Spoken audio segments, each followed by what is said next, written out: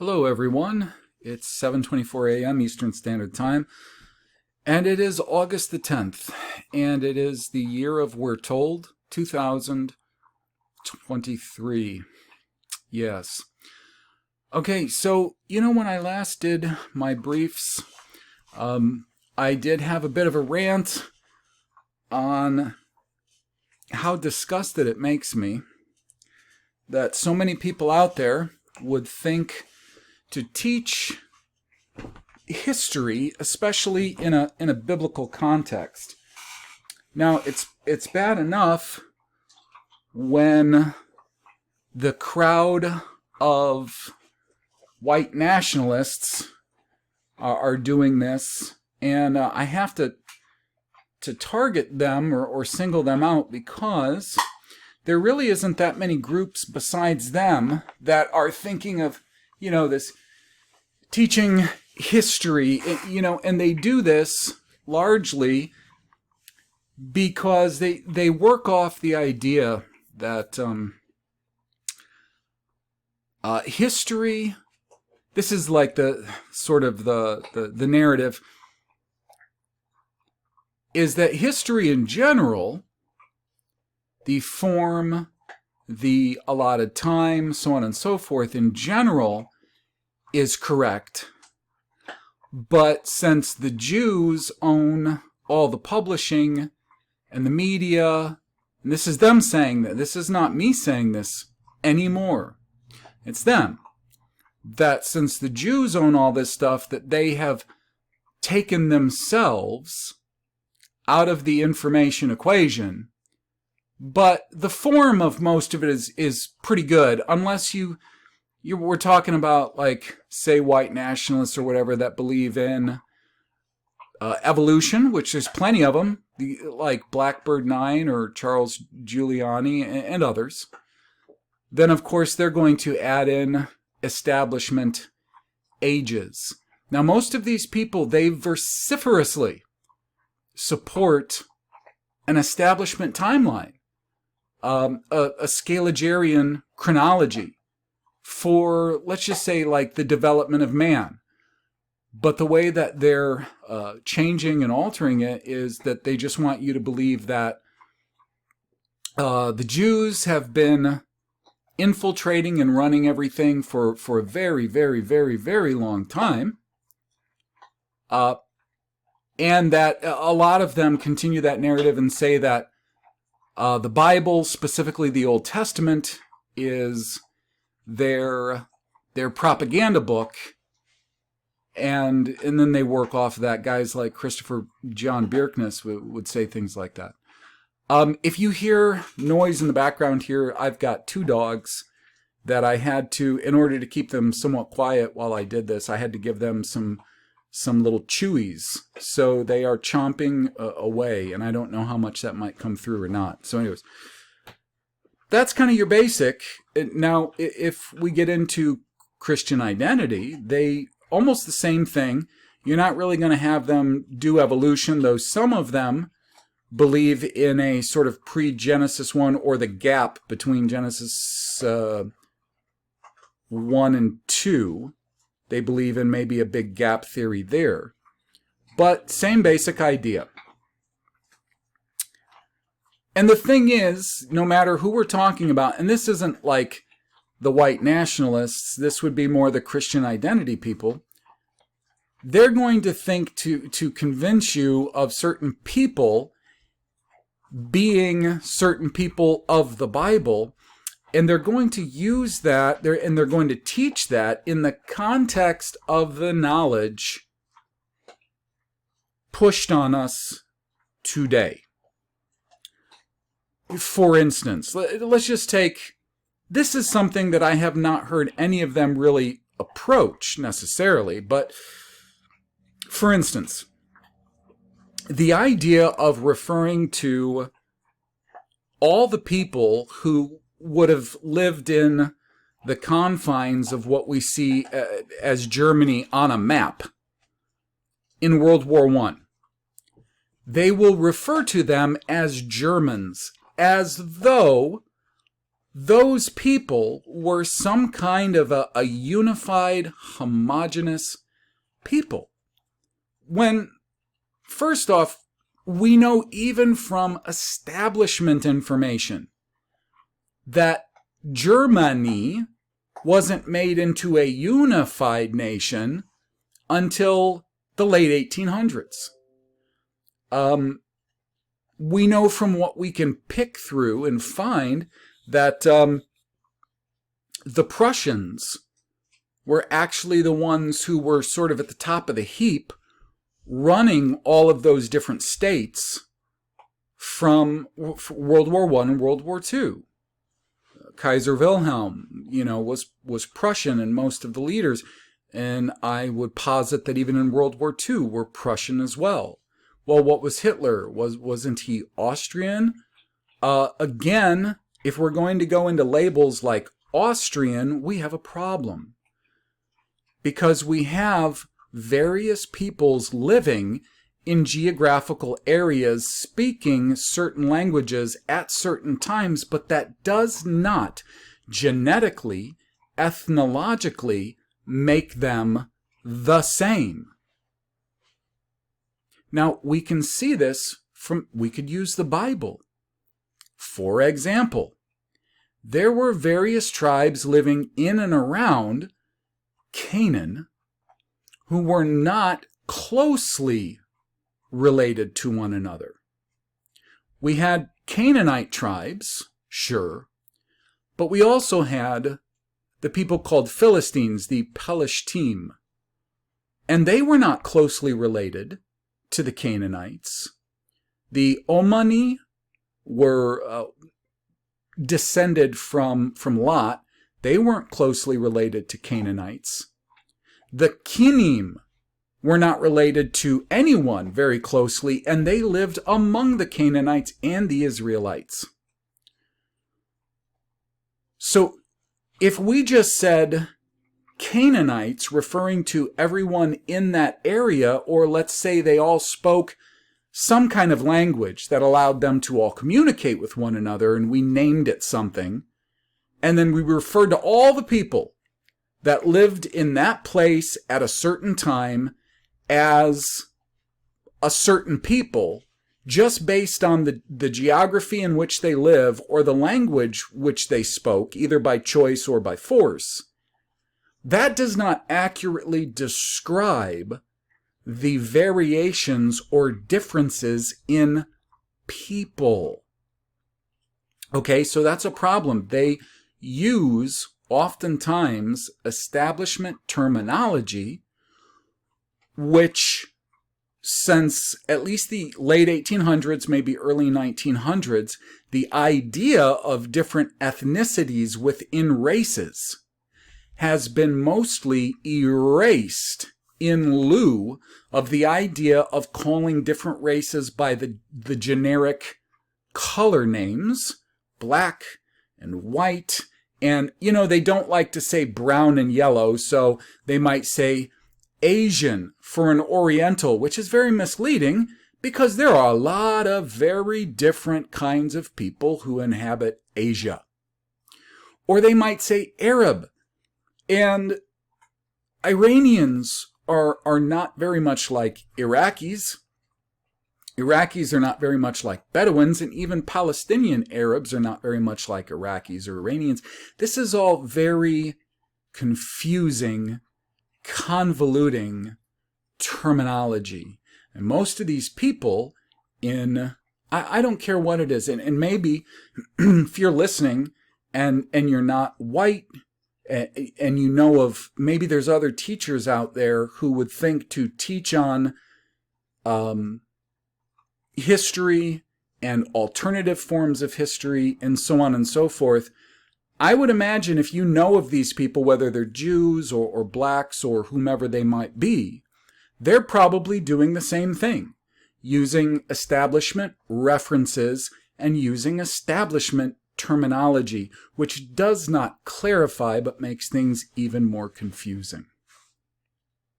One of the most obvious and bizarre examples I can give, which I gave on my last episode of Briefs, is, for instance, Armstrongism or British Israelism, which became Worldwide Church of God, which then fractured into a lot of smaller churches that sort of taught different variations of those beliefs. They would use... So British Israelism pushes the idea that the British people, again, we're talking about various peoples within Britain. There's not an actual British people. There's not an actual English people. You have people that live in the confines of either the main island, or if we want to include Ireland and the islands off the southern coast, and maybe the Orkneys in the north, that live in the confines of this empire and speak the confines of a language that's these days called English. That does not make these people one people. People that live there can tell you that the people of the South or the Southeast are clearly a very different kind of people, even in their ethnology, the way they look, than the people from the Midlands and the North and maybe the West Coast. This is pretty obvious. But British Israelism spent a lot of time and energy and effort convincing people that the British people were the Israel of the Bible, using those kind of generic universal terms for British. And the strange, bizarre, and obvious reason I bring them up is because they would use predominantly, if not entirely, reference materials generated by, printed by, and oversaw by the British government to prove their case. Well, gosh, isn't that convenient? So there's some serious issues there. You see where I'm going with that. So here's the deal. I mentioned last time that the two biggest sources, and yes, there are some other sources that vary enough for someone to try to make the case that they're non-derivative. But I would argue that they are. They're all derivative, because none of this stuff is true, for one thing. But if we have to talk about like derivative and form, okay. The two main ones, though, that all other histories, no matter if we're talking about secular or non-secular, histories that believe in the veracity of the Bible or those who do not, the two big ones are going to be the works of Flavius Josephus and histories by Herodotus. The works of Flavius Josephus consist of 4 books. One of those books is very brief. It's just called Life, and it's supposedly about the life and lineage of this Flavius Josephus character. And then the other 4, you have Antiquities of the Jews, which is supposedly a sort of biblical parallel in a sense. It's probably more like the Targums, which were an odd, bastardized, often truncated sort of form of the law and prophets. And then you have the Jewish Wars of the Jews is after Antiquities. And then you have Against Apion. That's your big works with Josephus. Now, with Herodotus, the works of Herodotus are comprised of 9 books. They're pretty lengthy, I suppose. It could be worse. But they are Clio, Euterpe, there's all these Greek names, 9 books. And they begin with, here's the thread that should help us begin to tie how these are actually lying propaganda, and the reason that all establishment sources that teach this establishment history, that teach establishment ethnology, because there are plenty of reference works out there in either spiritual or unspiritual, religious or unreligious, that will refer to different ethnicities and who they are. That doesn't mean they're true, and it doesn't mean that they're not derivative in some way, shape, or form from these works. It's just that some of these reference works had enough latitude, in some cases, to speculate or introduce these new threads of a narrative. And some of them would be using the typical, when it comes to forging or counterfeiting what is actual real history, what really happened, they use a formula as articulated by Wilhelm Kallmeyer, which will be in the book when we're finished. It's an A. So A is one narrative. B is another narrative which follows the same vein or line of thought, but with sharp, certain marked distinctions. C is a narrative that, again, it follows the same form as A and B, but its distinctions, which are also in contrast to A and B, serve as, in a sense, a resolution of A and B. Not that it provides resolution in reality, like, oh, that answers why A and B are conflicting. It doesn't answer why A and B are conflicting. It, in a sense, provides security from A and B, because A and B is not enough. If a fake narrative was only A, and it followed the same form and the same facts all the time, we could deconstruct that very quickly.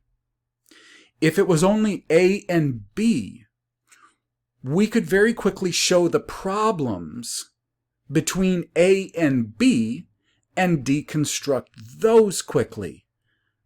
Providing C, or even sometimes a C and D, but mostly a C, ensures that, one, there is a third source that provides a lot of support for both A and B. But at the same time, it introduces not as many convergence points, but enough for there to still be more questions and more concerns to keep us in the long grass, so that we're not able to as quickly and as easily deconstruct A or A and B or A, B, and C together. This is why it's important when you're faking things like history, that you don't just have one narrative, you'll have a few narratives, and they do have to contradict one another in certain ways, but their form is going to remain virtually the same. So in here, I've basically got A and B, and they don't follow exactly, but their form is nearly exact. They start at different places, but they're covering the same ground. And what ground is that? Both Herodotus and the works of Flavius Josephus are covering the ground that seems to come to an end just after we see the books of Ezra and Nehemiah and the prophets Haggai and Zechariah being written. And I think also probably Joel. I'm not sure if there's any other prophet I could say was a late prophet. The reason I say that about Joel is there's no way to positively date Joel. And the thing is, Joel actually does talk about this kingdom who was coming soon after the kingdom of Paris, who Paris was pretty friendly with Judah.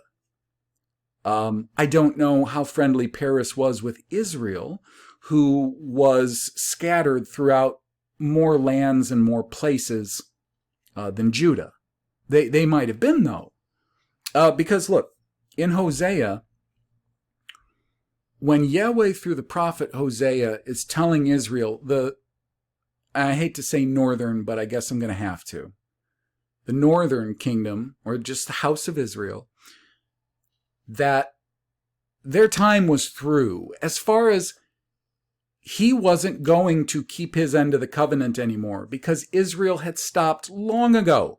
The house of Israel had stopped centuries before and would not repair their deviations from that covenant. And he told them, you're not going to be my people, but he made them some promises. Now, I don't know that that was permanent, because there's so many problems with the language in the Old Testament. I don't know that it was permanent. And here's the thing. I don't think it was, because just in the first chapter of Hosea, just in the language as it's translated, he says them around verse 9 and verse 10 that, let's see, Hosea was going to name one of his child. I think in the English it's Lo-ami. I'm not going to reference it right now because I have my e-sword pulled up to Daniel 8 for a reason. Lo-ami, because you are not my people, and I'm not your God.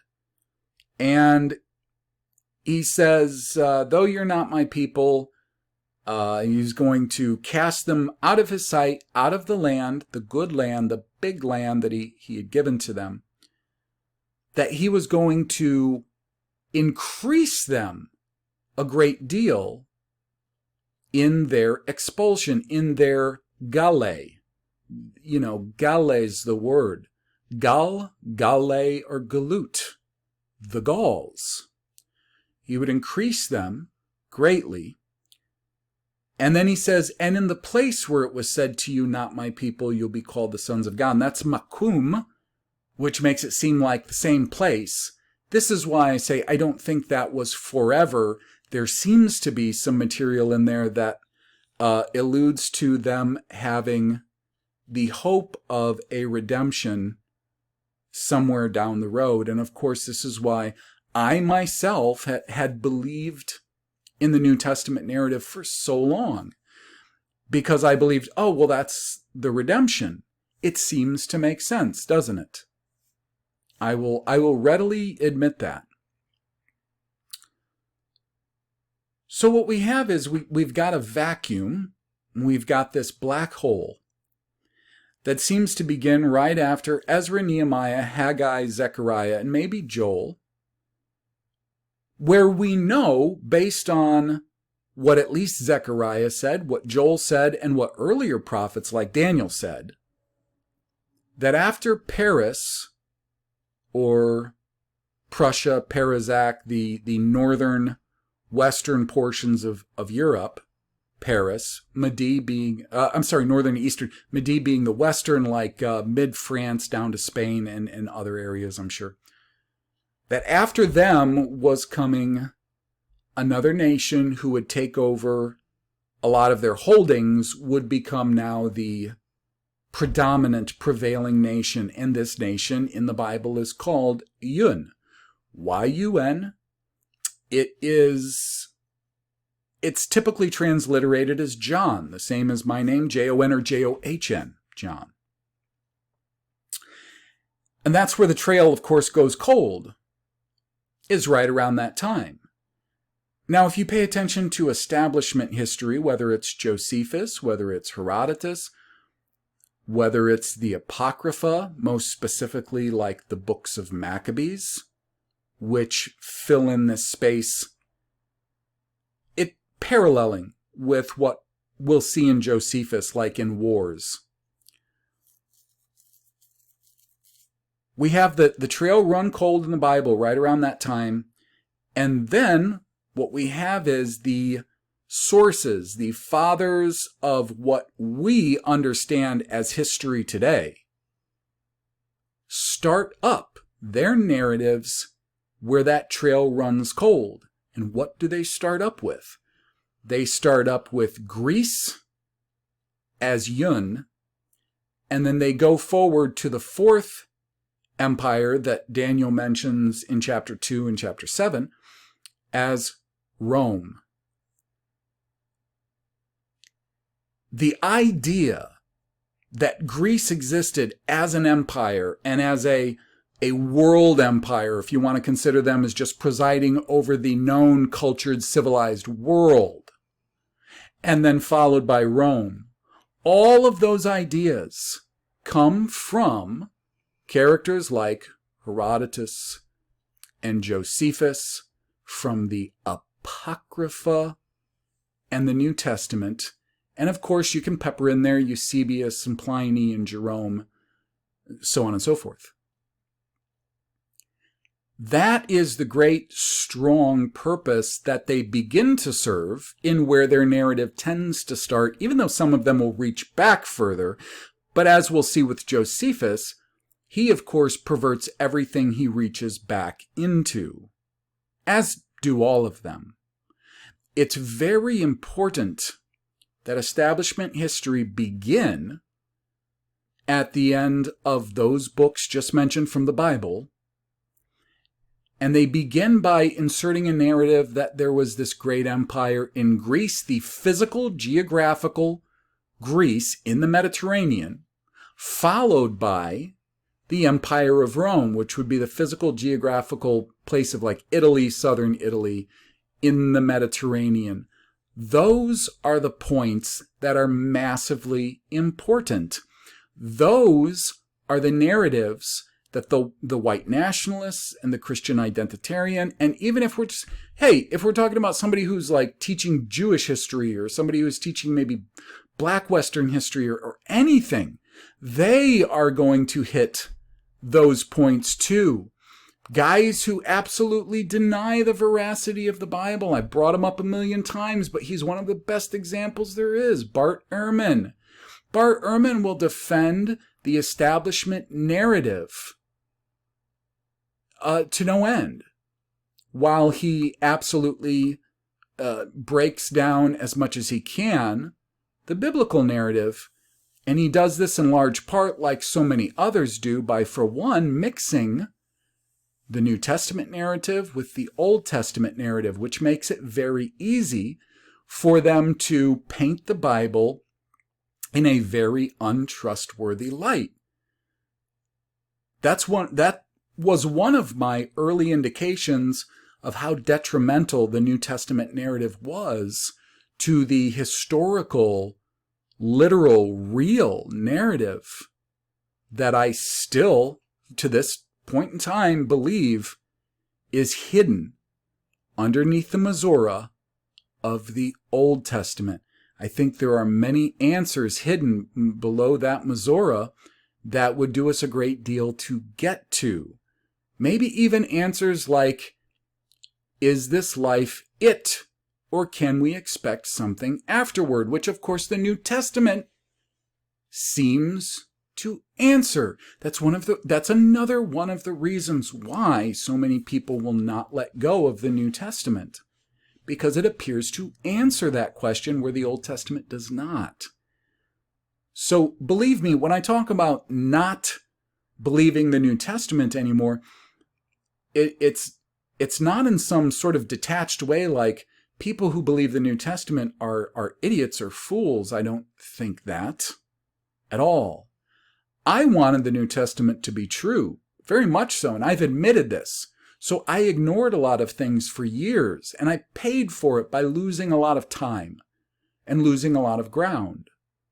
But I don't regard the people who still, at this point, are listening to this right now and believe the New Testament is actually true, genuine, and authentic. I don't believe those people are dumb or believe it for no reason at all.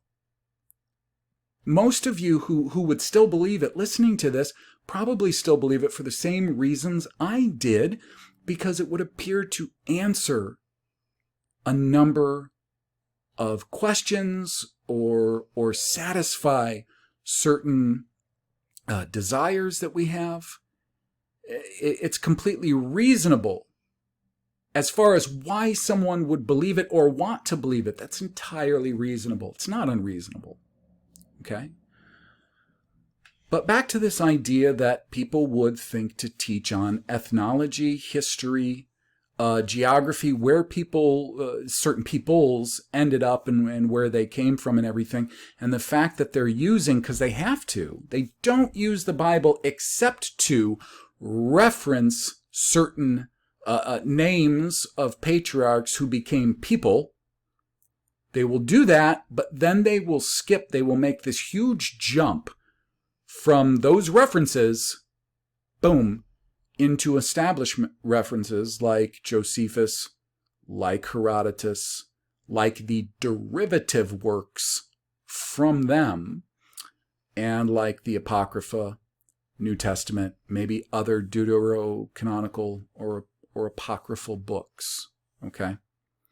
So Herodotus actually begins right at that, the trail running cold in the Bible. Israel, Judah, who came back from Judah into the territories that Judah had occupied, some of them, they are living under the government rule of Paris, but of course there are nations all around and peoples within these territories that are problematic for Judah, and they may have been really problematic for Paris and Mede. We don't see Mede as much after the initial, I suppose, invasion where they took over the Kasdim Empire, Babel, and its holdings.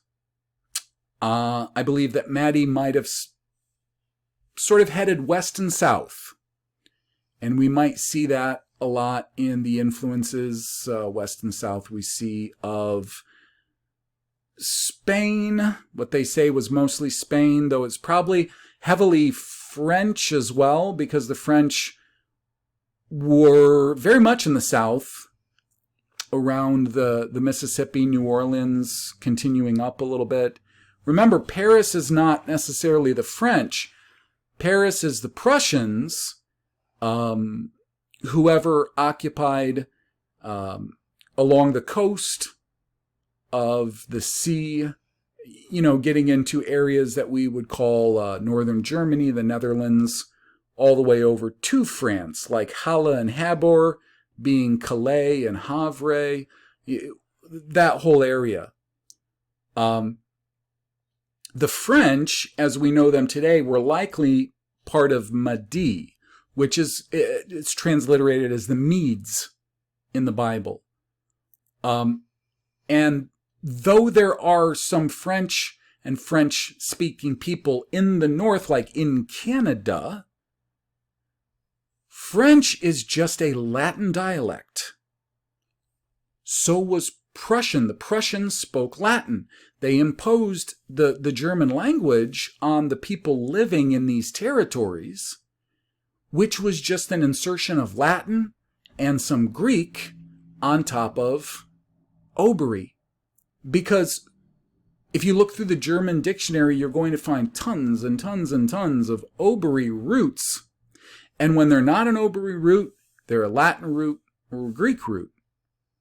So the Paris, the Prussians, they spoke the same language as the language we would consider French, or a very similar dialect. So don't get fooled by the fact that, well, we see French parts of Canada. Well, that's fine. And maybe they occupied in certain areas and shared territories, of course, because they were co-kingdoms. But anyways, it had been some time that Paris and Mede were presiding over the land of Canaan and all outlying lands. So we're talking about a very big place that they were ruling over, probably a good part of the world. I'm sure the only parts of the world that they didn't really have on lockdown was probably East Asia, the South Pacific, maybe parts of India, where the next subsequent kingdom probably had a lot of colonies because they had to extract a lot of resources because they didn't have all the resources in their land to build themselves up stronger and stronger and stronger. Now, of course, that kingdom, who would have occupied all of those colonies, and then finally when they took over Paris and Mede, presided over a lot more, would have been what we call today England. I don't know if once upon a time they really were called Albion. I mean, Alab, they would say like an old, maybe Gaelic or Saxon would be white, followed by Ion or Yun. It's right there in the name.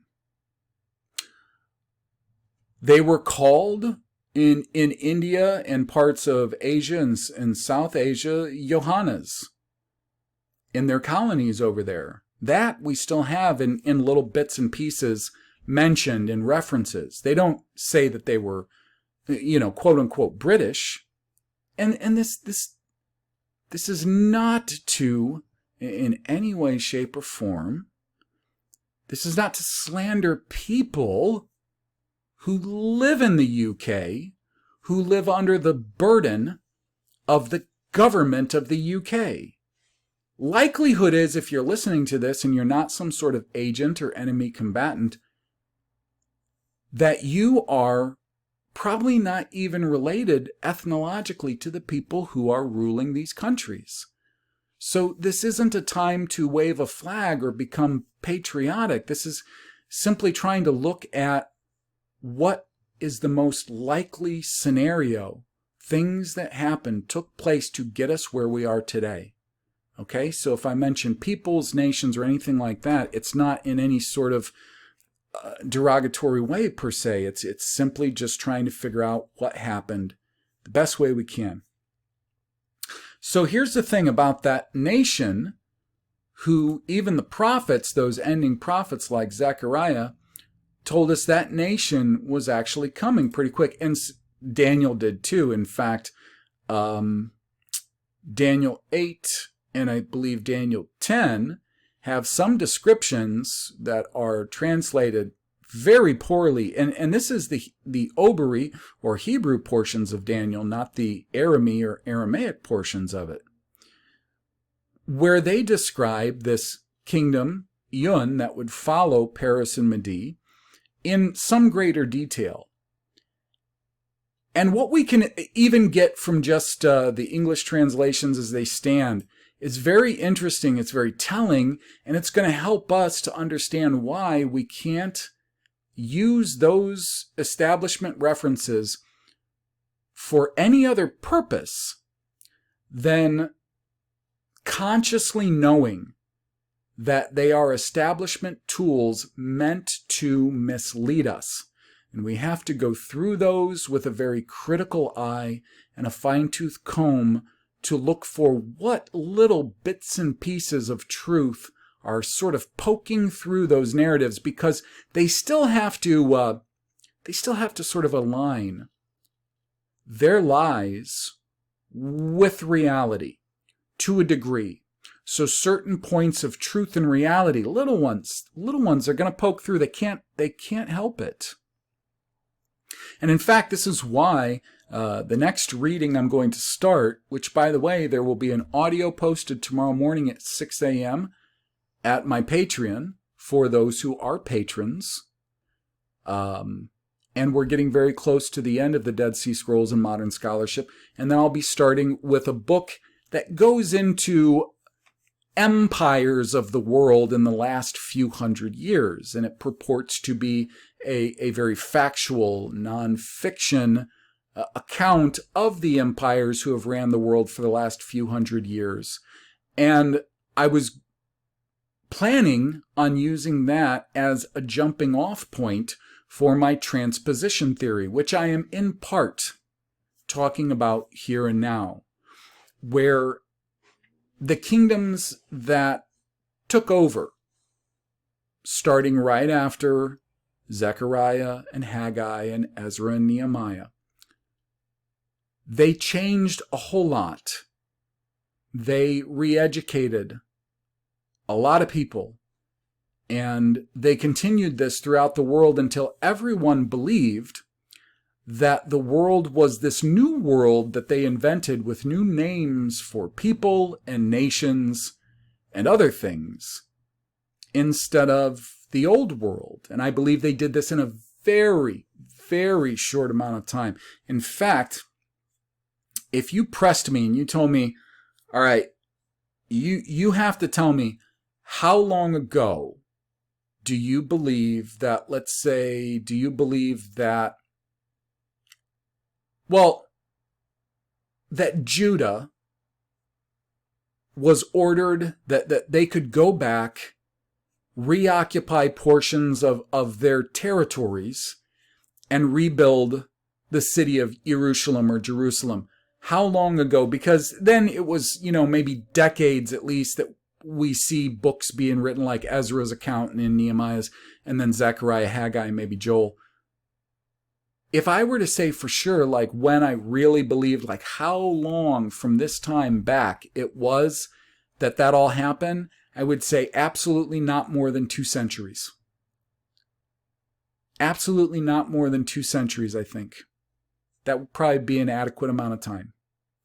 Because I think a lot of things happened from the time when Yun essentially took over most of the holdings of Paris and Mede, and I think they were mostly interested in their North American holdings.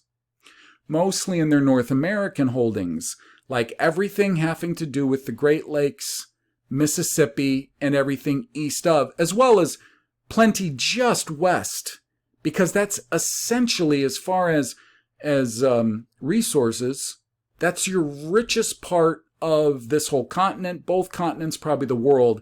That's what they were most interested in. And my assumption is there was a lot of problems with them doing that because it was probably a very ambitious move. And they had a lot of problems in the land, the different nations and people that lived there, trying to take so many of the holdings from Paris and Mede, which were also very powerful nations, and then having to worry about what nations there were that wanted to take a piece of them too.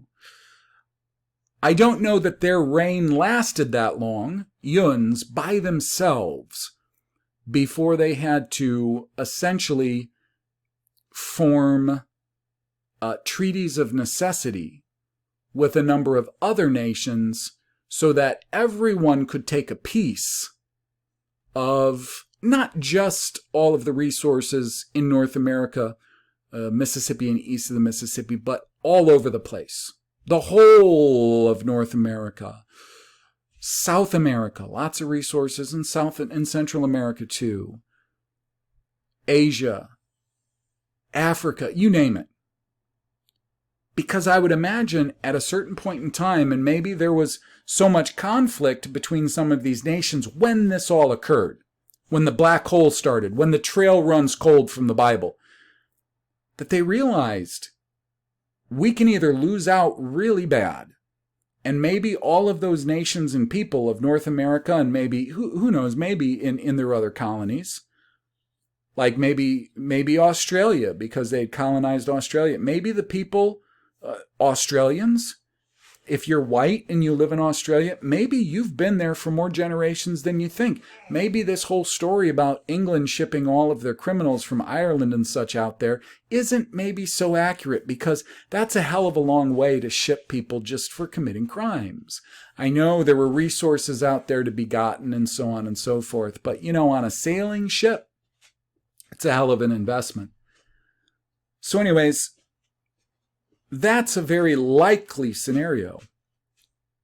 That's a very likely scenario that Yun, or the UK, maybe didn't hold power here, at least, for very long without them realizing, and maybe having a lot of battles, a lot of wars, a lot of conflicts, a lot of problems.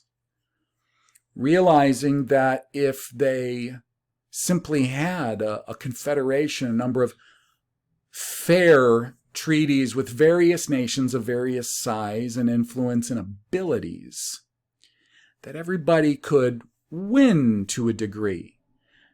Now, I don't know who it is that has the most power today, or why even it seems like people that are in the upper echelons seem to even be losing out. Not in high upper echelons, but it seems like the machine that now exists, that's probably been in existence for about 100 years, the bad machine, that's been probably since about World War I and II. That's when the real bad machine, this cooperation of nations that I'm talking about, that would be Daniel's fourth beast, has been around.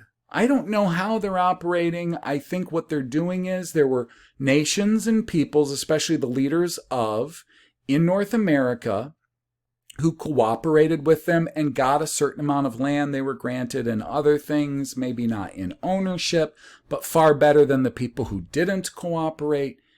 And I think what happened was that in time, in just a short period of time, those agreements probably don't mean much anymore. I'm sure they weren't written on papers or contracts.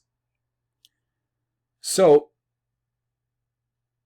you basically have to replace what really happened when the Bible narrative runs cold with a completely different narrative, which not only puts it in a completely different part of the world, makes the people involved the wrong parties, according to the people who actually were involved, and you transport it from a time that was just a couple of centuries ago, tops, to a time that was a couple thousand years ago at least, because the establishment narrative says that Greece began to take control of Palestine and those areas hundreds of years BC, or before Common Era.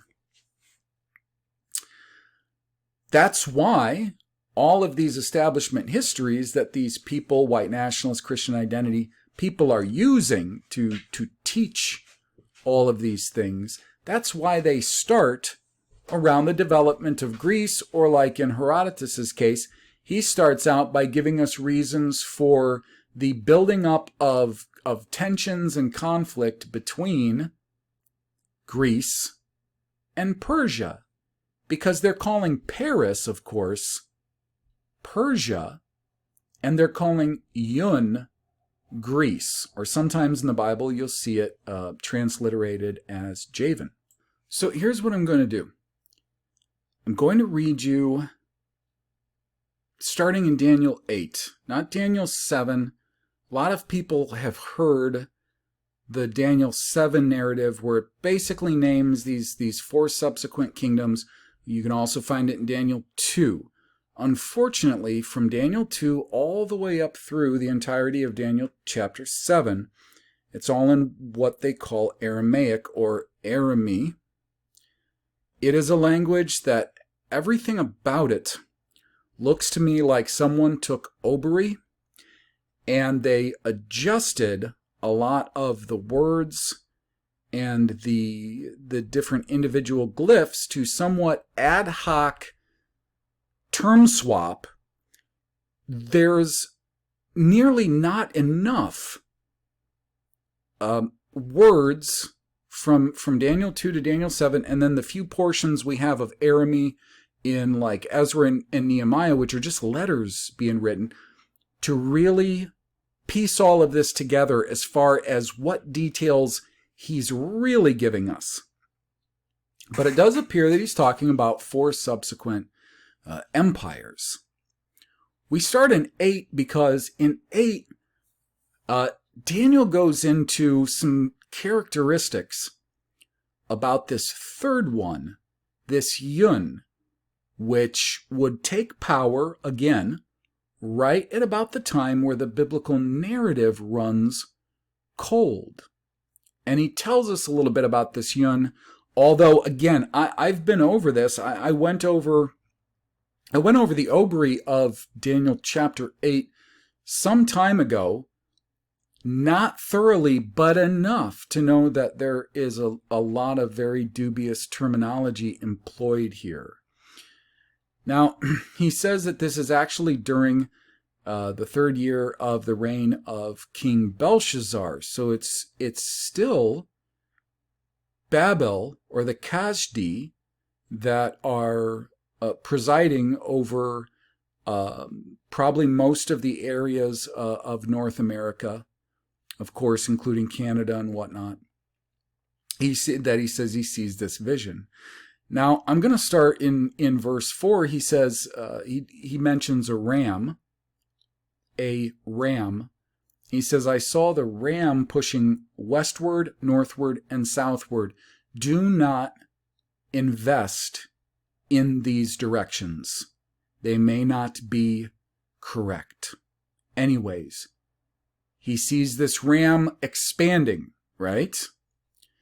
So that no beasts might stand before him. Neither was there any that could deliver out of his hand, but he did according to his will, and he became great. And as I was considering, behold, a he-goat came from the west on the face of the whole earth, and touched not the ground, and the goat had a notable horn between his eyes. Again, don't put stock into the west. He says, yum. So for all we know, he's saying he came from the sea. He says, and he came to the ram that had two horns, which I had seen standing before the river, and ran unto him in the fury of his power. It's actually not a river. I should clarify that. He says that this ulai, that's the word he's using there is not a river. However, he came to the ram that had two horns, which I saw standing before the river, and ran unto him in all his fury and power. And I saw him come close to the ram, and he was moved with choler against him, and he smote the ram and broke his two horns, and there was no power in the ram to stand before him, but he cast him down to the ground and stamped on him, and there was none that could deliver the ram out of his hand. Therefore the he-goat waxed very great, and when he was strong, the great horn was broken, and for it came four notable ones towards the four winds of heaven. Out of one of them came forth a little horn, which waxed exceeding great towards the south, the east, and the pleasant land. Now, at this point, I'm going to tell you that so many of these terms have been adjusted, and I can't go into all of the linguistic problems we see here. But basically, we see a kingdom coming against an existing kingdom, all of this in the future, because even that ram was not presiding over the land. This was still during the last king's reign of the Kashdi, and he names that during his reign. He's seeing all of this far forward, far in advance. It was a very unified power that then split into four powers, and this is where you get the narrative of like Alexander the Great, who presided over all of Greece, and then all of the world, and then he died, and all of his lands went into the hands of like four generals. That's where that narrative comes from, is that they're transposing their establishment narrative over what we're seeing here, which is poorly translated in the Bible.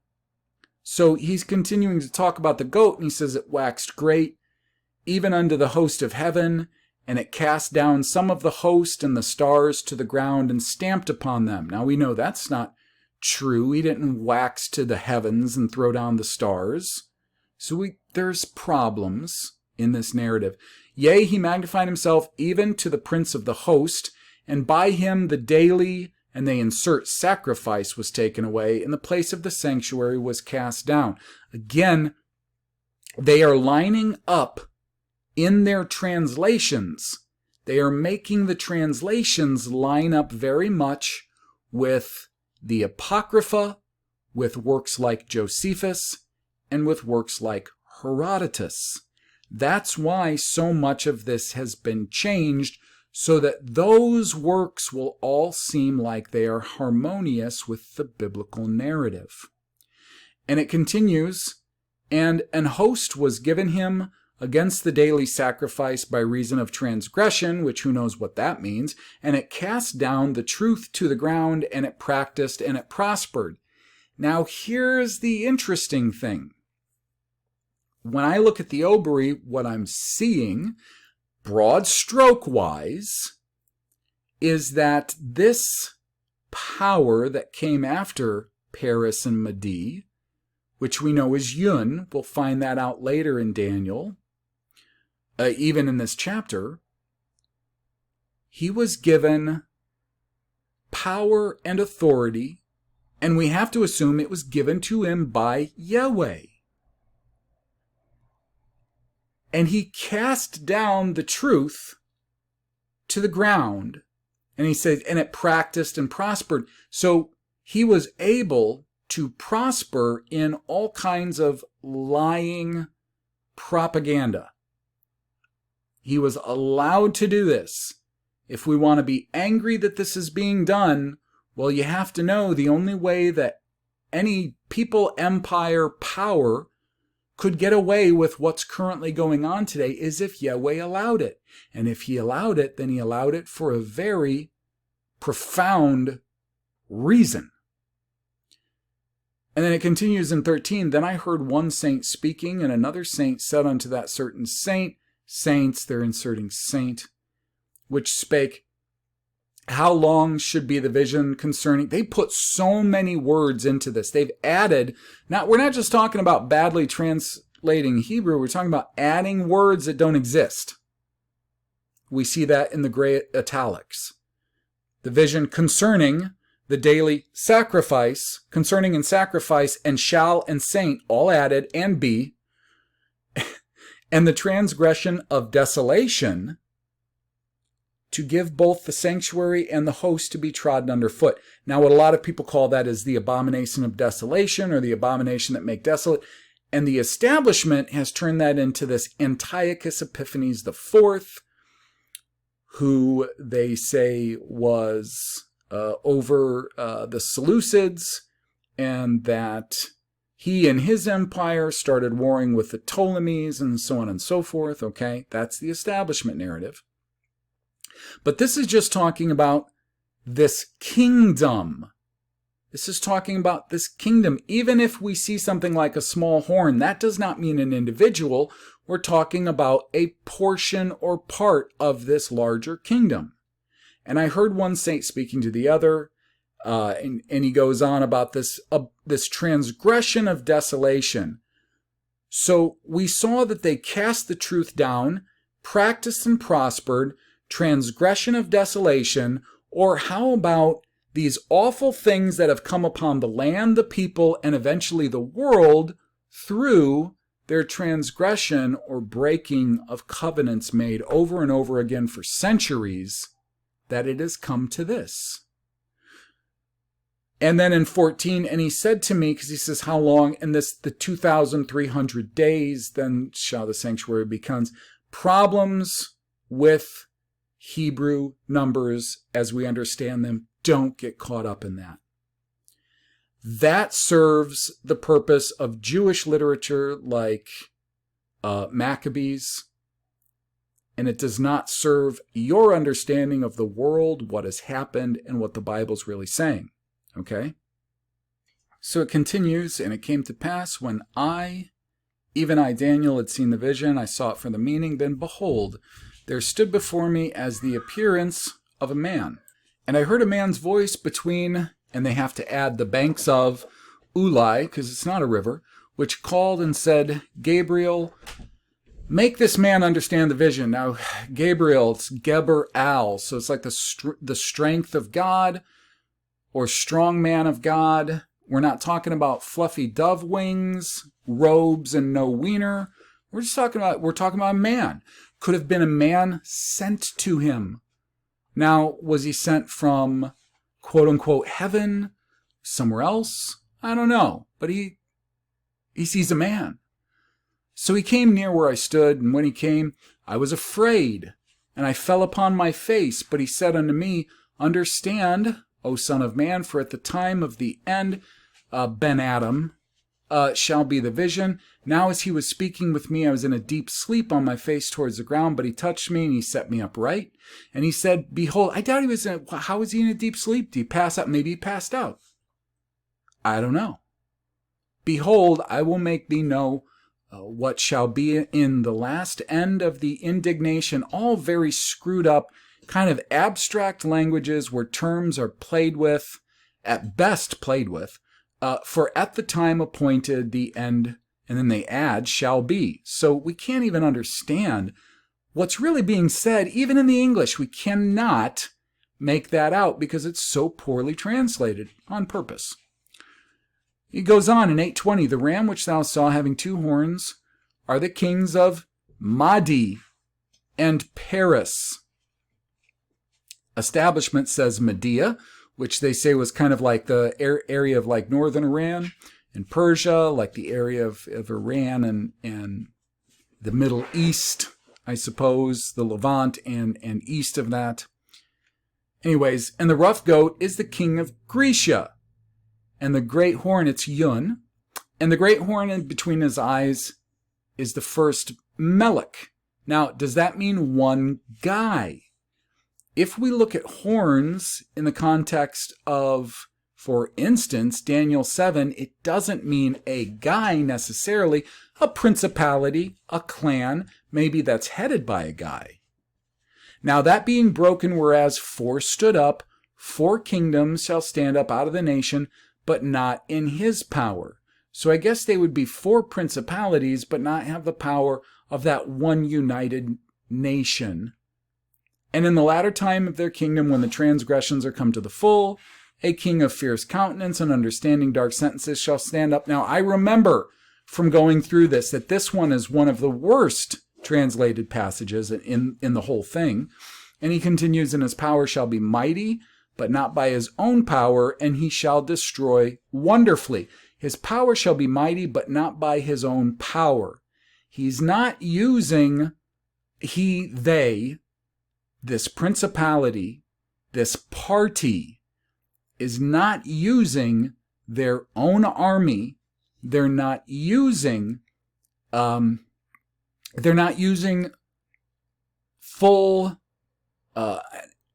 outright, let's say, honest warfare. They are using subversive means. That's his power. Not war, where a line of men stands against another and they have a war, or however that's carried out by siege or whatever. He's using subversion. He's using people against other people. He's sowing dissent and hatred between people groups so that he stays in power. And he shall destroy wonderfully. It's going to be a great success. These tactics he uses, he's going to have a great deal of success with this. And he shall prosper and practice and shall destroy the mighty and the holy people. And through his policy also he shall cause craft. Don't get hung up on this, the holy people and all that again. So, and through his policy also he shall cause craft to prosper in his hand, and he shall magnify himself in his heart, and by peace destroy many. He shall also stand up against the prince of princes, but shall be broken without hand. Don't get caught up in that either. Honest to God. Don't, please. This is so funky. The sorts of terminology that they use and the replacements like holy people, prince of princes and things like that, because they want you to equate a lot of what you're seeing here with their establishment organs, their establishment literatures. And yes, I'm including the New Testament in that. So, we see very clearly that, and there's some additional information that we'll find in Daniel 7, little bits, and Daniel 10. But I want you to understand something, that he's being told here in a nutshell, even with all the bad terminology and everything. Just consider, we're seeing here in a nutshell that this empire that would follow Paris and Mede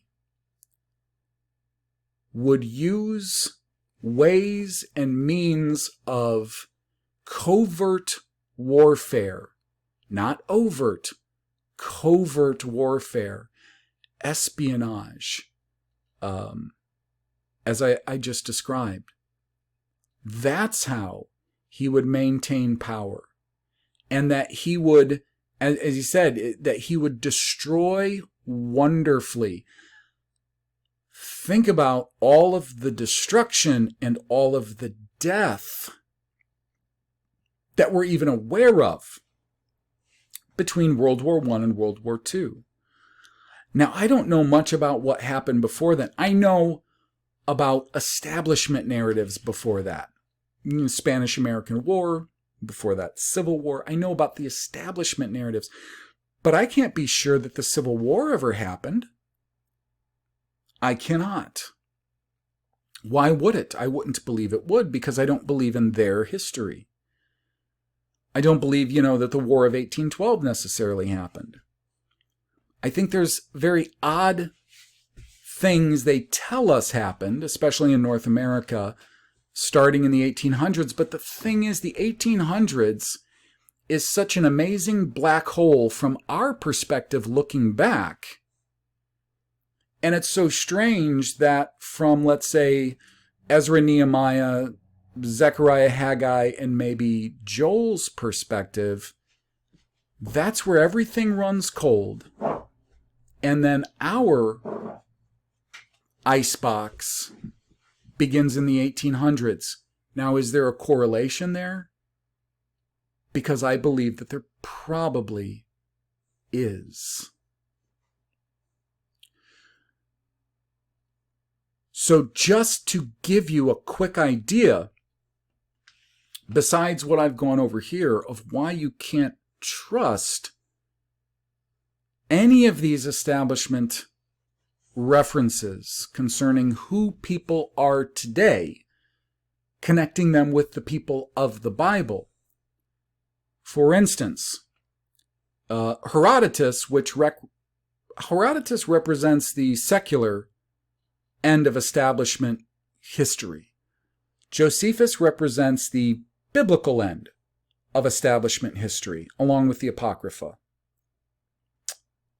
And I would honestly, yes, I would have to say the New Testament, but especially Josephus, in the sense of being a historian. In Herodotus begins his narratives in the book Cleo, which should be the first book. I want to say it's Cleo, yes.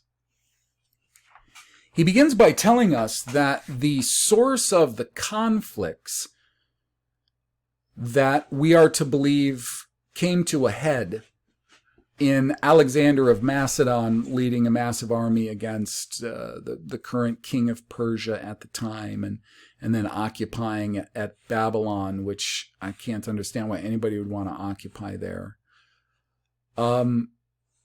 He says the beginnings of all of these conflicts, and I'm not kidding, was a small merchant ship of Phoenicians. Now remember, Phoenicia, according to their story, has to be Tyre and Sidon. So the coastline right above what we consider Palestine, Lebanon. There's these two little coastal places called Tyre and Sidon. Well, Sidon wasn't a city in the Bible. Sidon was this big land, territory. Okay, Tsur seems to be a city and a city-state nation, but who probably presided over Sidon, which was one of the sons of Canaan. So anyways, their story says that Phoenicia was these two cities, Tyre and Sidon.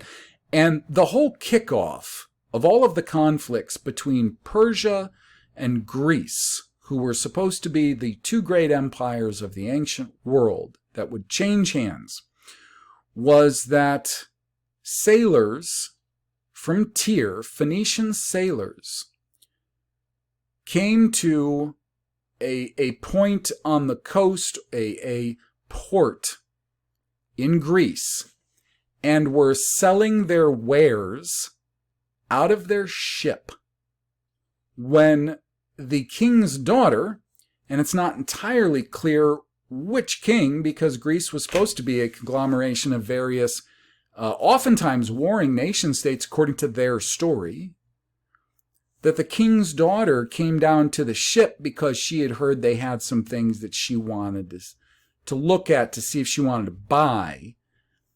And some of these sailors recognized her and decided to kidnap her and take her not back to Tyre or Sidon, but to Egypt.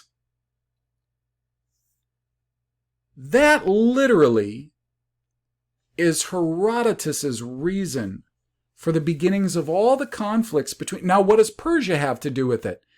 Well, Herodotus tells us that Persia considered the coast of the Levant to be part of their nation and their people.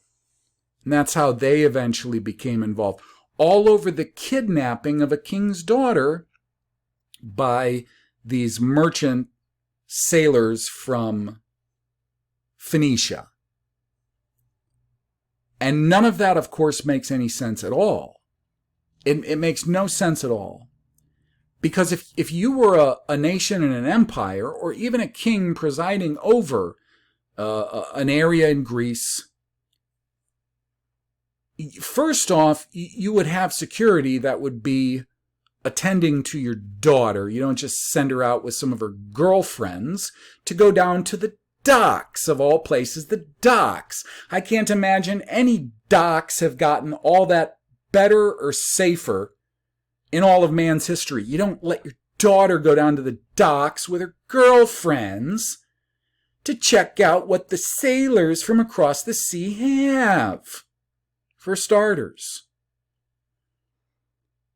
Secondly, even if you're a merchant sailor from another kingdom, you are sailing under, you may be a merchant, not in the military, but you're sailing under the banner and flag of that kingdom, that empire.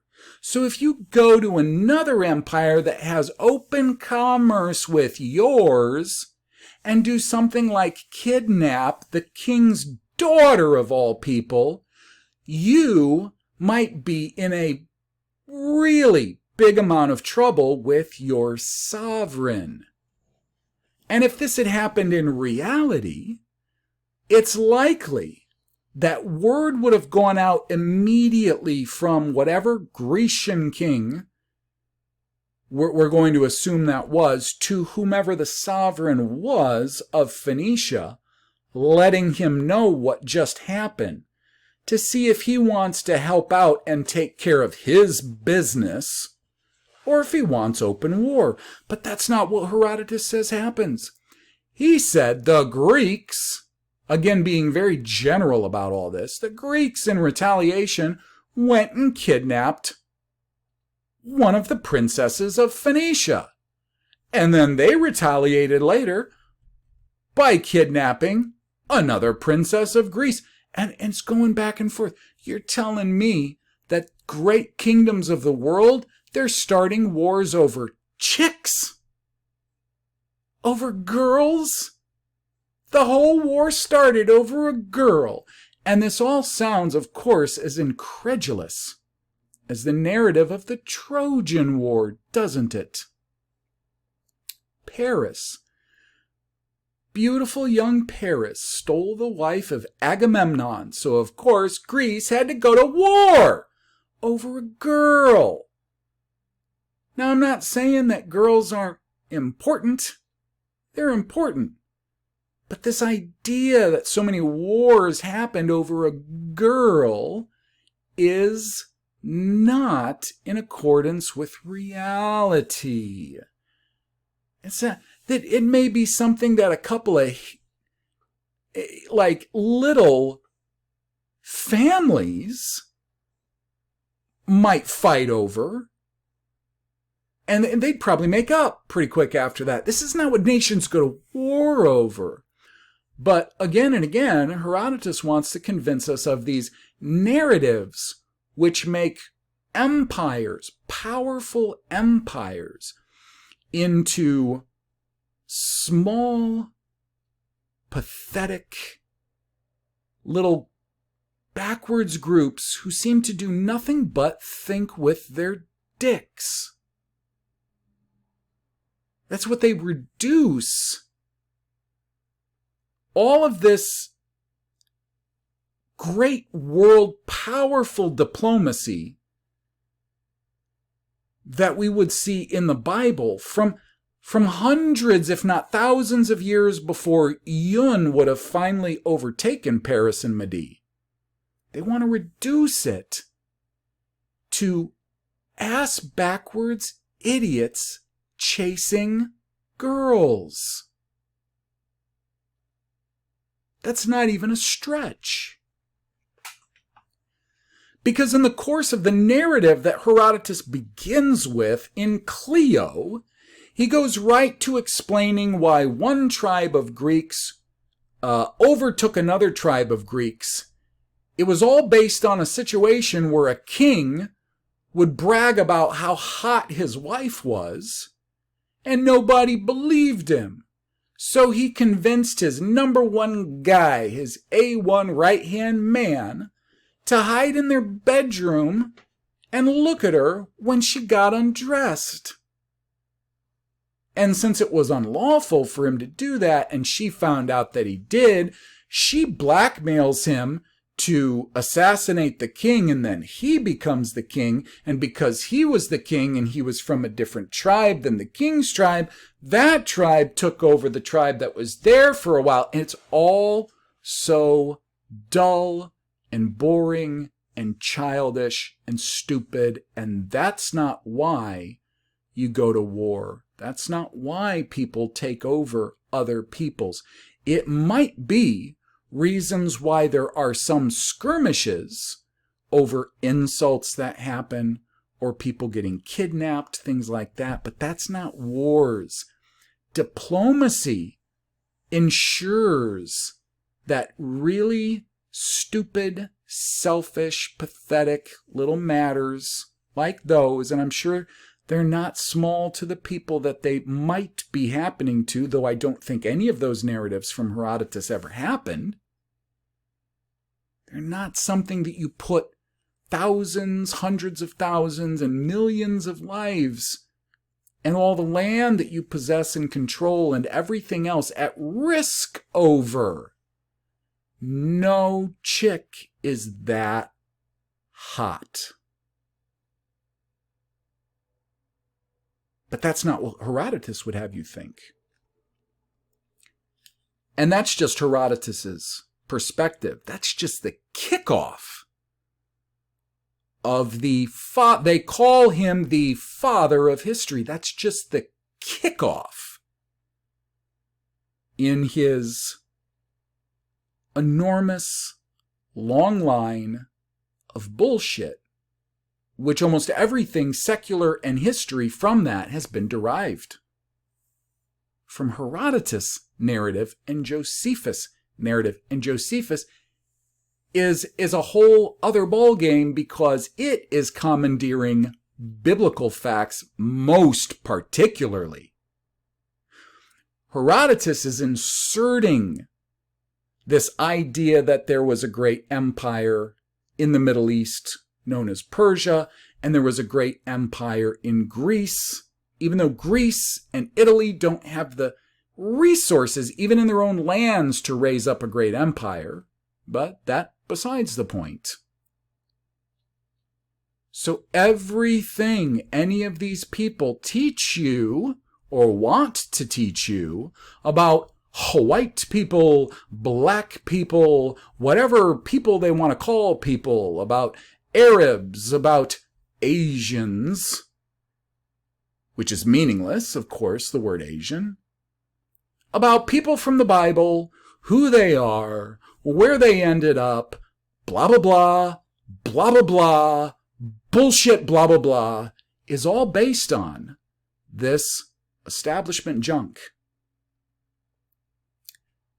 So I want you to go away keeping this in mind, that the Bible itself runs cold at right about the time that this kingdom called Yun, which was grandson of Japheth, that this kingdom called Yun would come in and overtake at least the holdings in this land, which I absolutely, without a doubt, believe was North America, from Paris, from Mede, and that this kingdom would practice a warfare that was unprecedented.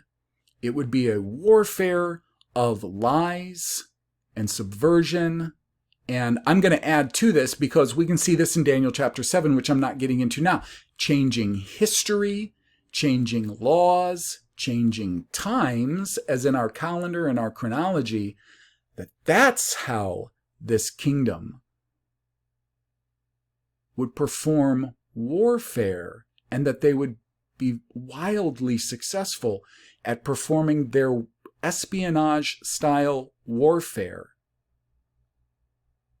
and that they would absolutely dominate and destroy so much with this new kind of warfare, which involved lies after lies after lies after lies, and committing war and atrocity under the banner of democracy and, the evil empire. We have to go and sort out the evil empire. The Nazis are the evil empire. The Kaiser is the evil empire. Saddam Hussein, the evil empire. Pol Pot, the evil empire. All lies. All lies. And all of their history is lies. And their references are lies. So anyone who teaches based on any of those materials that they've produced are full of shit. We're in a tough situation. We're in a tough situation, and I haven't heard one person, other than myself, because I believe this opinion. I don't believe all my opinions, like oh man, everything I say and everything I think's gotta be good. I don't think that, but I definitely think this opinion of mine is the only way I can see forward for anyone, which is we need to get to understand what the language of the Bible originally said before they applied the Masorah to it and changed it all, so that we can see what we might do that might change the situation we're in, because currently we are in a no-win situation. Don't listen to these jagoffs who tell you that all you need to do is we need to start a colony where people are different and they're good, and the Jews can't get us, of course, because almost all of these people are it's the Jews people. Don't listen to these idiots. You'd be, for one thing, sitting ducks. You all gather together in their little colonies. But that's not the answer. That's certainly not the answer we can see throughout the biblical narrative as far as how do we get out of this mess. That's not the answer. The answer is we've got to figure out what happened, and the only way we're going to figure out what happened so that we can figure out what needs to be done. I'm not talking about done by strength of might, military, or anything like that. I'm talking about just finding out what really happened, when it really happened, what can be done to improve the nightmare, the state that the world is in. And a lot of us are suffering. And when I say us, I mean everyone who isn't in power, are suffering. It's pretty tough. Can we make things better? And not just that, but as I mentioned earlier, if there is, for a great many self-aware sentient beings, if there actually is some afterlife, some after this, maybe that's something else that's been hidden, what it is for real in the language. There are so many reasons that I could tell you why that's what needs to be prioritized. So many reasons. That should be our priority. We need to understand. If you can't do the work to try to figure that stuff out, support someone who is. I know someone who is. I am. And I have people right now that help me the best way they can with what limited time they can for nothing typically, because I can't give them anything, because I get so little. I would do this absolutely full time if more people would support my efforts to allow me to do this absolutely full time. I absolutely would. But I'm telling you, we have to understand what the Bible said before the application of the Masorah. So in addition, if these people think to teach you what the Bible says, specifically the Old Testament, and are using the current references we have available, which are all based on Masoretic Hebrew, they are yet again full of shit. You cannot trust them because they're either inept, or like I said last time in the last brief, they're either inept or they are enemy combatants. They are adversaries. And they aren't overt, honest adversaries. They are covert adversaries engaging in espionage. Take your pick. Take your pick. But either way, that's where I believe we stand. And we don't have a lot of options. And I think the best option we have, figure out what the Bible really did say. Figure out the language in some kind of a very logical way where all of the words, all of the glyphs, what they say, how they're used can be proven over and over and over and over and over again. They work all the time, consistently, not like Masoretic Hebrew, which does not, has no consistency. Because then maybe we will actually be able to understand what the narrative of the Old Testament says and how we can then move forward. Because I don't think there's any hope of any chance.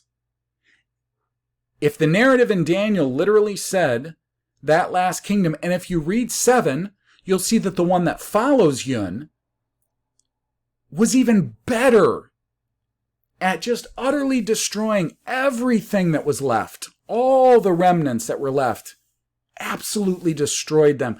It is such a powerful machine that rules the world at this point in time. You're a great fool to think that, what are you going to do?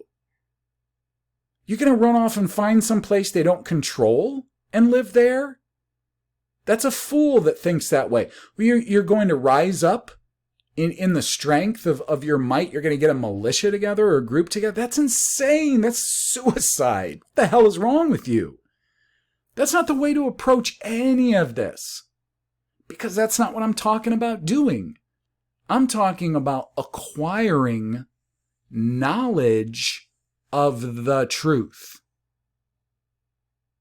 That is our only logical way forward. So I hope everybody who hears this will do their part. One part you could do is absolutely to support me in any way possible. That's true. But I'm not telling you that's the only thing to do. I just don't know of other ways and means and vehicles that could be used or should be supported or helped that are doing more good, trying to do more good than what I'm doing. I know it sounds egotistical to have to say that, but it's me being honest. And since I've just hit an hour 30, pretty lengthy brief, but I haven't checked the clock in a while, so I really didn't know.